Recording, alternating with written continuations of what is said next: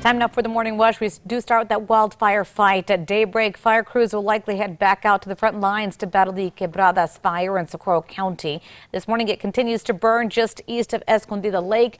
The blaze broke out along private land near the Bosque around 5 yesterday evening. It's burned 15 acres so far and 2 outbuildings. Officials say more structures are threatened. Kristen. We continue to watch rain and snow showers fill in over northern and northeastern New Mexico today. Really, those near the northern state line. Keep the rain gear on standby. Central and southern New Mexico, no showers today, but we will be fighting some strong westerly winds of about 20 to 30 miles per hour. David?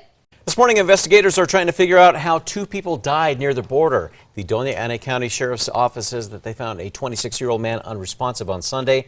Federal authorities are also investigating after a 16-year-old. That is Carlos Gregorio Hernandez Vasquez died in U.S. custody in Weslaco, Texas yesterday. He traveled to the U.S. from Guatemala. Soon, some of the most neglected parts of Albuquerque may be seeing new road projects. Councilor Isaac Benton is proposing a new ordinance to prioritize road work in low to moderate income areas and in areas with high populations of elderly and people with disabilities. The proposal could go up for a vote in June. Former White House counsel Don McGahn will not appear before Congress this morning after being scheduled to testify. McGahn is a key figure in the special counsel Robert Mueller's report. The White House argues that as a former senior advisor to the president, McGahn is exempt from having to appear before Congress. The NRA is standing by its decision to help New Mexico sheriffs in their campaign against gun control legislation. Brady, a D.C.-based organization that pushes for gun control laws, says emails it obtained show NRA reps wrote op-ed drafts for local sheriffs. The NRA says they did what other groups do during lobbying efforts. A former BCSO sergeant could soon appear in court after facing a new lawsuit.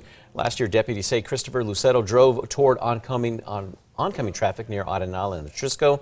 After being arrested, Lucero's attorney claims that Sergeant David Primazon kicked him in the face. Lucero is now seeking damages. On to new news for you this morning. State economic officials are offering up millions in grants to help with new hemp production in Las Cruces.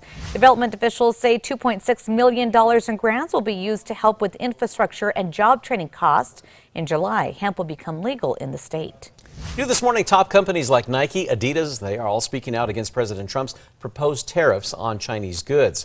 Now, they are saying that the tariffs on imported shoes would be catastrophic for Americans. Officials estimate that 25% tariffs on shoes coming from China would add $7 billion in additional costs for customers annually. Happening today, District Attorney Raul Torres is introducing legislation seeking changes to the current preventative detention process. He says it's to ensure the safety of the public. Now, Torres recently told the Journal the proposal calls for defendants accused of violent and serious crimes to prove that they should be released. Kristen.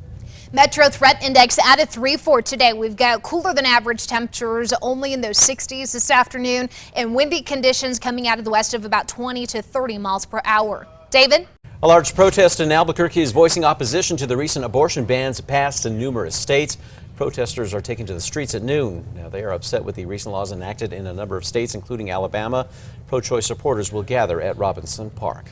It may soon be illegal to text and walk in New York. Right now, there is a bill moving forward in the state of New York that would make texting while crossing the street illegal. The bill also bans checking emails and browsing the internet.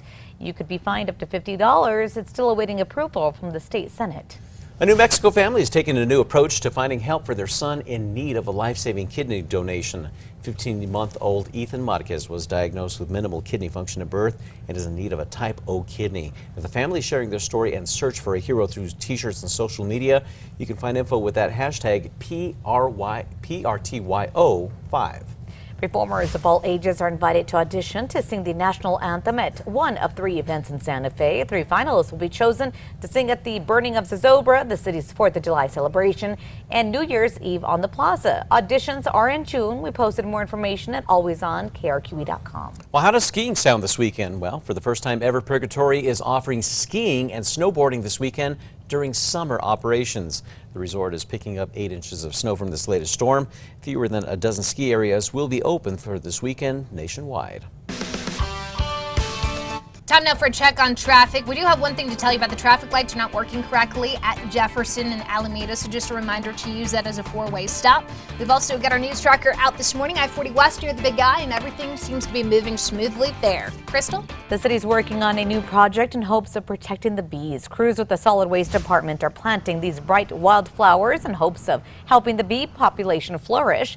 The flowers are also a more cost-effective way to care for road medians and combat the weed problem by minimizing water use and the use of herbicides and pesticides. I love those little bees. They're good workers. They are. They work hard. Yeah.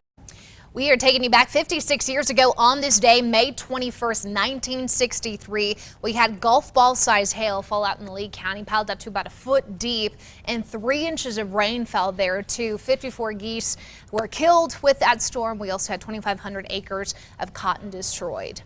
We take you now to the 5 facts. At number 5, you can perform the national anthem at one of 3 events in Santa Fe. Performers of all ages are invited to audition in June. The 3 finalists will be chosen to sing at the burning of the Zozobra, city's 4th of July celebration, and New Year's Eve on the plaza. For details, go to alwaysonkrqe.com. Number 4 now this morning in Albuquerque, couples on a unique campaign to find a hero with the perfect kidney to help their 15-month-old son Ethan.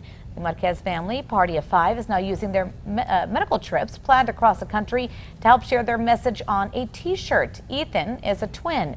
At birth, he was diagnosed with minimal kidney function and chronic kidney disease. Last summer, he started dialysis and was placed on the transplant list. He needs a donor with type O blood. At number 3, cooler than average across the entire state. Albuquerque, that leaves us in the 60s. Breezy to windy across the board to Albuquerque on the windy side with winds over 20 miles per hour. Showers in the northern mountains near that northern state line. Warmer by tomorrow. At number 2, emails show New Mexico sheriffs received help from the NRA on their stance against gun control legislation. Brady, a Washington, D.C. based organization that pushes for gun control laws, obtained the emails through public records requests. Now, they say in the emails, NRA representatives penned op-ed drafts for the sheriffs and used the New Mexico Sheriff's Association to advance its agenda. On to number 1 now. An Albuquerque woman continues fighting for her life in the hospital with critical injuries after police say she was shot multiple times by her boyfriend, who they say is related to a suspected killer. Darian Bashir remains on the run this morning. Police say he's related to Darian Bashir. Darian is the man accused of killing UNM baseball player Jackson Weller outside of a Nob Hill bar. If you want more details on this case, go to our website. That's alwaysonkrqe.com.